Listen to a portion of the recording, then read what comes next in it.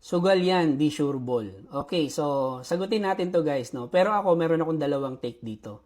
So, unang take ko dito is para sa trade itself. So, baka yun yung tinutukoy niya rin, no? Yung sa trading itself. Pangalawa is yung sa industry ng trading itself. Okay?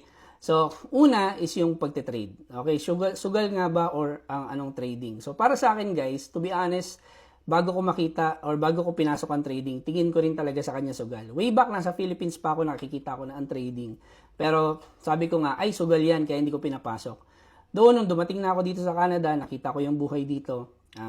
Alam mo yun, kailangan mo magdalawa, tatlong trabaho para maranasan mo din yung ganda ng life dito sa Canada. No? Pero sabi ko nga, yung something na parang hindi rin ako willing gawin. So, ngayon, nung tinignan ko yung trading, at pinasok ko siya, grabe, nagsimula ako sa pag-aaral. So, kailangan pala siyang aralin. Kailangan mo yung fundamental or mga basics na maintindihan about sa trading. So, technically, hindi talaga siya sugal. Kasi ang sugal, you base your profits, you base your money, yung kita mo, or yung winnings mo, sa chance, tsaka sa luck. Pero sa trading dito, kailangan mong aralin. May mga fundamental analysis, technical analysis, market structure. Kailangan mo siyang aralin. Yung mga basics. So, may mga ginagawa sa trading para mag-profit ka. Which is same din sa business. Di ba ang business, kumbaga nag-i-invest ka ng pera. Tama? Pero, para maging successful yung business mo, kailangan mo rin aralin, kailangan mong i-execute at trabahuhin yung negosyo mo. So, yun yung take ko about trade. So, trading for me right now, hindi siya sugal. Okay? So, it's actually a business. Right? So, pangalawa naman, yung sa industry itself.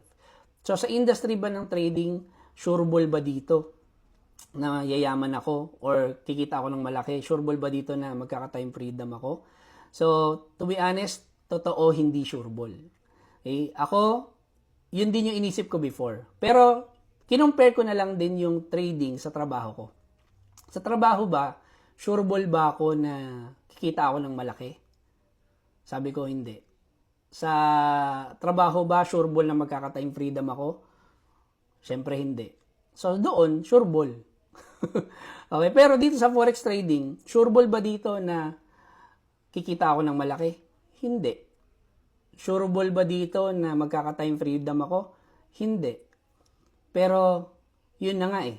Dahil hindi sureball sa forex trading, I'd rather choose this industry to work on, at invest yung time ko dito. Aralin talaga. Kasi bakit? Hindi sureball eh. Kasi sa work, sureball. Kahit anong gawin ko, kahit anong pagsisipag ko, hindi ako kikita malaki, hindi ako magkaka-time freedom. Pero sa forex trading, hindi sureball. Ibig sabihin, may chance.